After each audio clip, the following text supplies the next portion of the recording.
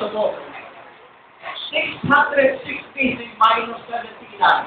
Makakatag ito ng 536 BC. So, itong pagitan na ito, 536 BC, mga kapatid, dito pa lang sila lumaya.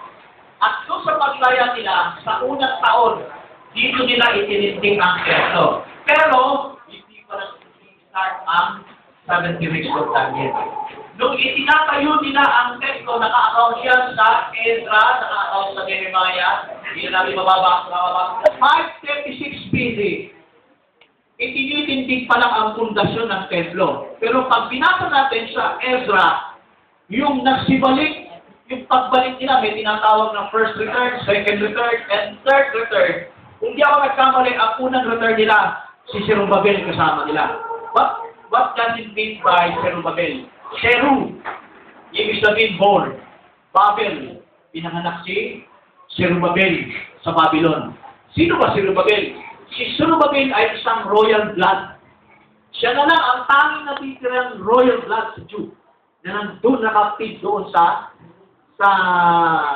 Babylon. Ibig sabihin, born. Royal blood siya, pero born in Babylon. Kaya ang pangalan niya ay Zerubbabel. Okay. So, 536 na matapos yung 70 years ng pagbabayad nila sa pagsalansang nila sa kautusan ng Diyos about the sabbatical land. And then, nangyari nung nirelease sa pamamagitan ng hari ng Medo-Persia. Ang unang hari nung si Cyrus. Siya ang first king ng Medo-Persia. Marami pa kasi naging hari after ni Cyrus. So, nagbigay ng utos si Cyrus. Pero yung utos si Cyrus, hindi ito sa Daniel 9:24. Labas po doon, nasa Isaiah ang utos. Nagsabi, nagbigay si Cyrus ng utos, napalayain sila sa Babylonia at ibalik sila sa kanilang lupain. Dala nila ang permado papel na galing kay Cyrus. So, nangyari, hawak nila yon.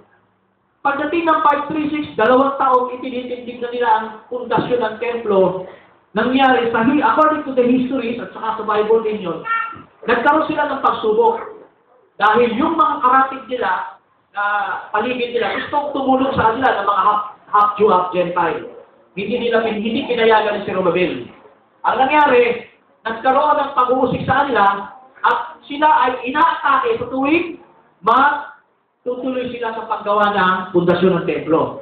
So, ang nangyari, natinding po ito ng 536, no? Na-start sila na ma-rebuild. Naputol po yun sa loob ng plus 15 years. So, dito sa panahon ng 15 years, mula sa pagkalaya nila, mula sa pagtitindig nila doon sa Holy City of Jerusalem ng pundasyon, para itayo ang templo, 15 years na-stop. According to the history. 15 years na-stop yung kanilang pagtatayo. Dahil 15 years siya, malaki ang kinain ng taon.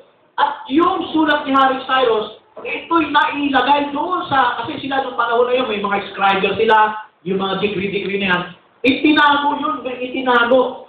Nakita nila, yung sulat ni Hari Cyrus, pamamagitan ni Artaxerxes, na pinasuri kung talagang, pero talagang releasing paper para tuloy yan kay Hari Cyrus. Natagpuan nila sa lugar ng Medo-Persia na mayroon nga ganito, pagpapalaya at kasulatan si Cyrus. Nangyari after 15 years pa. So, nangyari po, 500 minus 15 years, ilan po? Kapata? 5, 20, 514. 21.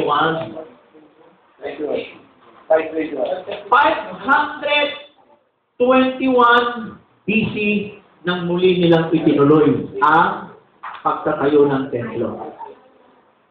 Dito sa panahon. Pero, wala pa yung 70 weeks of Daniel. Hindi pa sa panahon ng 536 plus 515 is equal to 521. Wala pa po ang 70 weeks of Daniel. So, sa panahon na ito, ang mga prophet, contemporary prophet, sila Haggai, Zechariah, sino pa yung mga prophet dito sa panahon ito. Hanggang umabot mga kapatid ng 445 BC, ito itinatayo na nila. Itinindig na nila yung templo ng 521 dahil hawak na nila yung releasing paper na nanggaling kay Hari Cyrus. So, itinindig na nila ng 521, itinuloy na. So, sa madaling kwento, naitindig talaga ang templo. Yung pagtindig ng templo, mga kapatid, nag-start, muling maibalik sa kanila. Ito ang started na maibalik sila, na magkaroon sila ng templo, magkaroon sila ng sacerdote, magkaroon sila ng handog. Yung ginagawa nila, spiritual yung ginagawa sa kanila. Panahon na yan.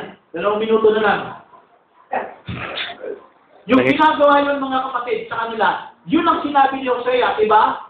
Sino nakakaalam sa inyo? Hosea chapter 6 kwata o chapter 4, na ang sabi ang bayang banal ay magiging tiwasay. Hindi ba tiwasay? Walang sacerdote, walang handog. Alam niyo kung saan yun? Hinahanap ko yun eh. Hosea, alam mo yung Brother Francis, anong talata? Anong sabi? Yung sabi, wala silang sacerdote, diba, nabaki yung puno, nilagyan ng lock. At sa panahon, yung hari na yun, yung puno, yun ang Israel. Yun ang kingdom of Israel. Pero nabali ito sa pamamagitan ng huling hari si Zedekiah, nilagyan ng corona yun. Sa Ezekiel. Ulang na kasi oras, kahit kumapakita eh. Pero, yung start na yun, mula sa pagkabali ng puno at nilagyan ng corona yun, bakle yun, puno na yun. Hindi po magkakaroon ng hari at nakalagay sa Hosea yun. Alam ni Pastor Doming yan eh. Hosea chapter 6, hanapin natin. 2. 2, yun. Line 2. Hosea 4 Memorize ka advance ha, nakikinig ka lang sa ano. Hindi ka nag-i-interview sa basic. Buksan niyo yung Bible niyo. Madali lang makita yan, ang ikli-ikli ang Hosea eh. Ikli ang Hosea. Teka, pause ko to. Wala kang